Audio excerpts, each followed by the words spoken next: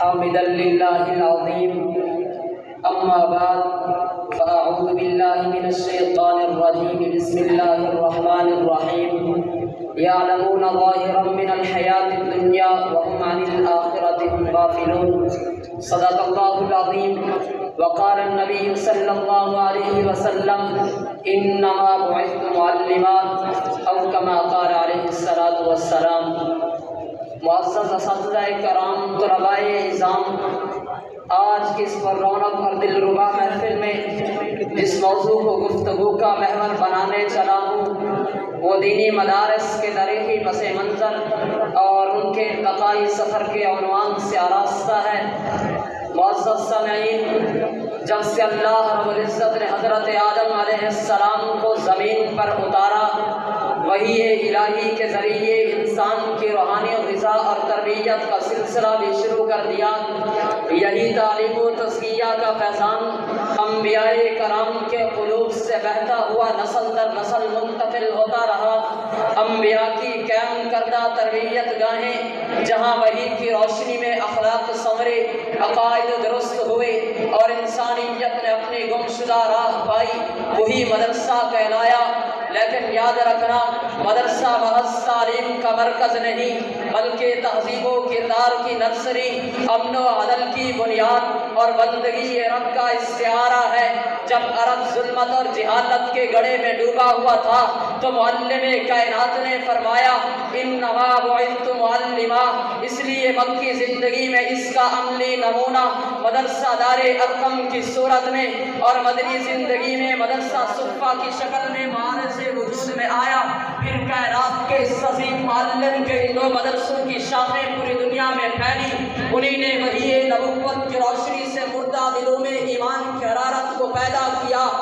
شمالی افریقہ میں جامعۃ الزیتونیہ کے میناروں سے علم و عمل کی کرنیں پھوٹی، بغداد میں مدرسہ نظامیہ نے فکر و دانش کے چراغ روشن کیے، مصر میں جامعۃ الازہر نے قرون ظلمت میں ہدایت کا نور پھیلایا۔ جب بھی کہیں فتنوں کے بادل چھائے تو ان مدارس سے دینیہ نے ایمان کے چراغ جلائے، روحوں کو بیداری دی، وحی کی تعلیمات کو زندہ رکھا۔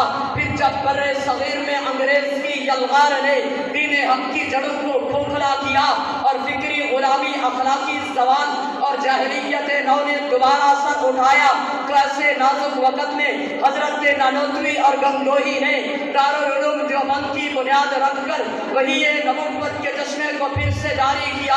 اس مرکز علم سے علامہ انور شاہ کشمیری جیسے محدث، مولانا حسین احمد مدنی جیسے مدبر سیاست، مولانا اشرف علی تھانوی جیسے مصلح امت، علامہ شبیر احمد عثمانی جیسے مفسر اور قائد پیدا ہوئے، جنہوں نے امت کی فکری آبیاری، ایمانی حفاظت، اخلاقی تربیت کا فریضہ انجام دیا۔ دینی مدارس روحانیت کے وہ روشن مینار ہیں جن کے سائے ایمان پروان چڑھتا ہے، دلوں میں یقین کی روشنی جامتی ہے، روحوں کو بندگی کی لذت ملتی ہے۔ ان کی ترقی کا معیار بلند و بالا عمارتیں نہیں بلکہ بلند کردار ہیں۔ ان مدارس کا ارتقاء مادی آسائشوں سے نہیں بلکہ باطنی رفعتوں سے ہوتا ہے۔ یہاں مقصود شہرت نہیں، قرب الہی ہے۔ یہاں ہدف مال و دولت نہیں بلکہ ایمان و عمل کا اثاثہ ہے۔ آج کے اس پرفتن دور میں جبکہ ہر طرف مادہ پرستی کا دورہ ہے، سوشل میڈیا کی فتنہ سوانی کیوں نے مسلمانان عالم کی طرز روحانیت کو داغدار کر دیا ہے۔ اس کے تناظر میں مدارس کی اہمیت اور بڑھ جاتی ہے۔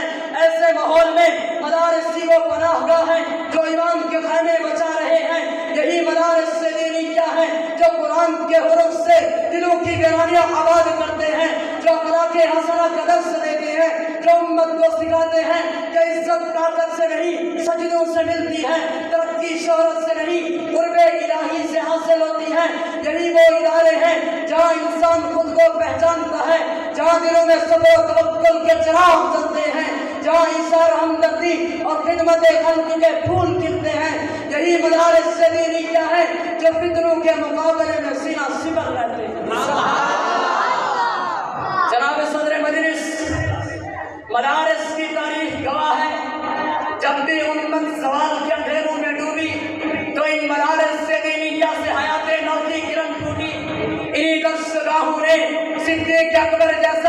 خلیفہ فاروق اعظم جیسا عادل، عثمان غنی جیسا سخی، علی المرتضیٰ جیسے قاضی پیدا کیے، انہی کے دامن سے عبداللہ بن مسعود جیسے فقیہ، ابن عباس جیسے مفسر، خالد بن ولید جیسے مجاہد نکلے، انہی مدارس سے دینی کہے، امام اعظم جیسے فقیہ، امام بخاری جیسے محدث، امام رازی جیسے متکلم، شیخ عبد القادر جیلانی جیسے صوفیاء کامل پیدا کیے، ارے جنہوں نے علم کی شمع جلائی، دنیا کو ایمان کا راستہ دکھلایا۔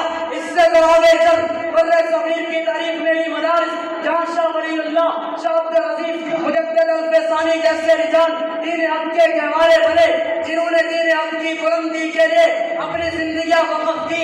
یہی مدارس سے دینیہ ہیں جو آج بھی امت کے دلوں میں دھڑکتے ہیں، جو یتیموں کو سایہ، غرباء کو کھانا، مصیبت زدوں کو سہارا دیتے ہیں۔ ارے ان کا فیضان مادی نہیں، روحانی ہے۔